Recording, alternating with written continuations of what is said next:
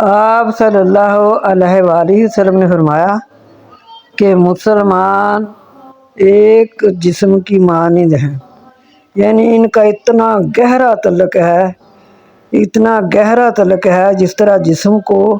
کسی حصے کو بھی تکلیف ہو تو سارا جسم محسوس کرتا ہے، اس طرح اگر دنیا کے کسی کونے میں بھی مسلمان کو کوئی تکلیف ہو تو مسلمان کو پتہ چلے کہ میں فلاں بھائی یا بہن کو مسلمان کو دکھ پہنچا ہے، تو مسلمان ضرور محسوس کرتے ہیں، مسلمان محسوس کرتے ہیں کہ یہ دکھ کسی مسلمان کو پہنچا ہے، تو یہ والا دکھ جو ہے یہ کیسے برداشت کر رہے ہیں ہم سب مسلمان، جب کہ اپنی آنکھوں سے دیکھ رہے ہیں ان اپنے مسلمان بھائیوں کا خون بہتے ہوئے، بچوں کا خون بہتے ہوئے، بہنوں کا خون بہتے ہوئے، پورے خاندان کا خون بہتے ہوئے، تو جب کہ ہمارے آقا صلی اللہ علیہ وسلم نے فرما دیا کہ یہ سارے کے سارے مسلمان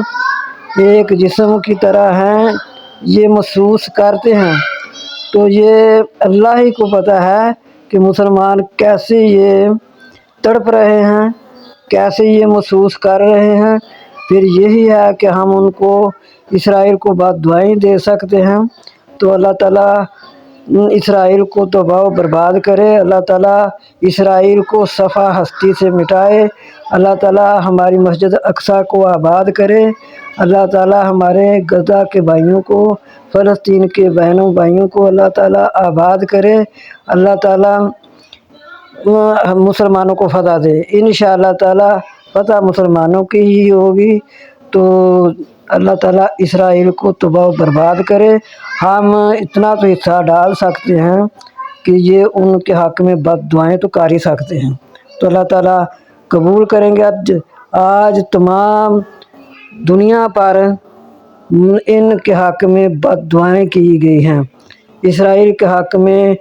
علماء حق نے بد دعائیں کی ہیں، اللہ تعالیٰ قبول کرے، اللہ تعالیٰ قبول منظور کرے، اللہ تعالیٰ اس اسرائیل کو جس اسرائیل پر